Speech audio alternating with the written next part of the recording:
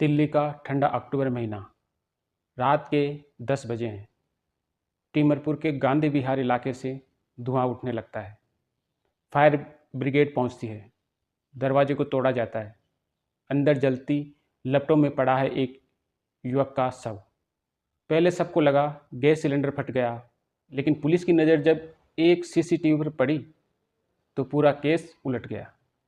आज हम बताएंगे कैसे एक यूपीएससी छात्र की मौत ने उजागर की प्यार, विश्वासघात और तकनीक की काली सच्चाई।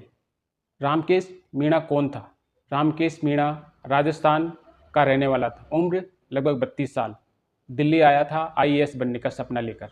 यूपीएससी की तैयारी, किराए का फ्लैट और किताबों से भरा कमरा। दोस्त, आस पड़ोसी सब कहते थे शांत लड़का था, किसी से मतलब नहीं रखता था। लेकिन उस कमरे में सिर्फ किताबें नहीं थी, छुपा था एक ऐसा राज जो उसकी जान ले लेगा। अमृता चौहान की एंट्री। कुछ महीने पहले रामकेश की ज़िंदगी में आती है अमृता चौहान। दिल्ली यूनिवर्सिटी की छात्रा, कम उम्र, तेज तर्रार और खूबसूरत। दोनों की मुलाकातें होती है एक कोचिंग लाइब्रेरी में। दोस्ती होती है, फिर रिश्ता बनता है। जल्द ही दोनों रहने लगते हैं साथ में, यानी लिव इन में। लेकिन धीरे धीरे ये रिश्ता जहरीला होने लगता है, क्योंकि अमृता को पता चलता है रामकेश सिर्फ उसका नहीं, कई और लड़कियों के साथ भी उसके संबंध हैं। वीडियो बनाकर रखता था उनका, और वो सब कुछ सेव था एक हार्ड डिस्क में। ब्लैकमेल और डर। अमृता ने कहा वो सब डिलीट कर दो।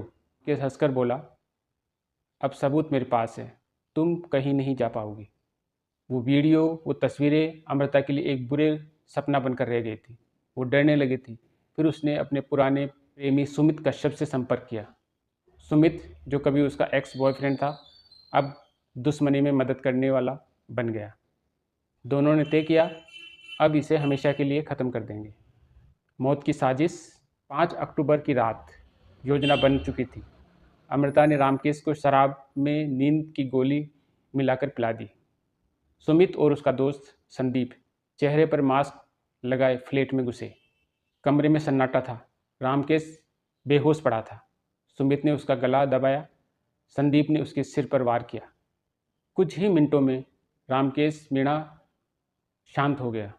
लेकिन कहानी यहीं ख़त्म नहीं हुई, क्योंकि अब बारी थी हत्या को हादसा दिखाने की। तीनों ने मिलकर कमरे में घी और शराब फैला दी।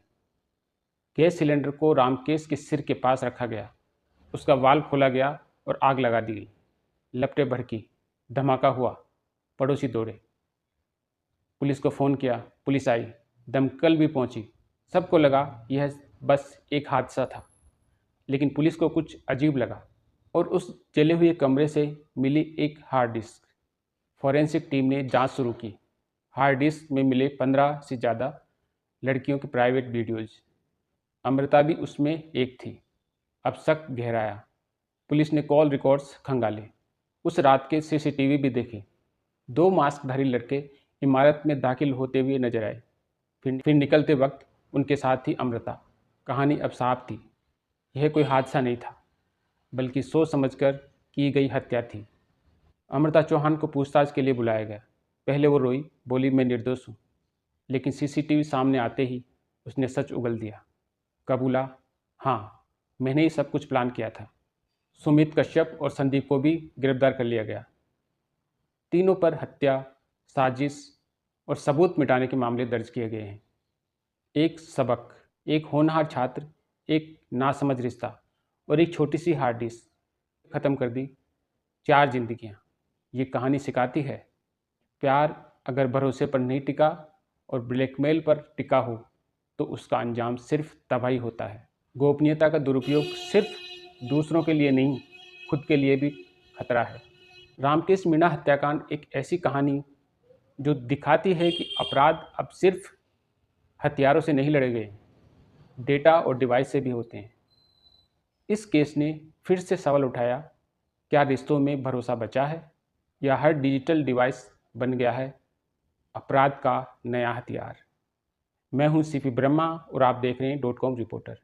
अगर ये कहानी सोचने पर मजबूर करे तो लाइक, शेयर और चैनल को सब्सक्राइब तो जरूर कर ही सकते हैं। तो मिलते हैं एक नई स्टोरी में। जय हिंद, नमस्कार।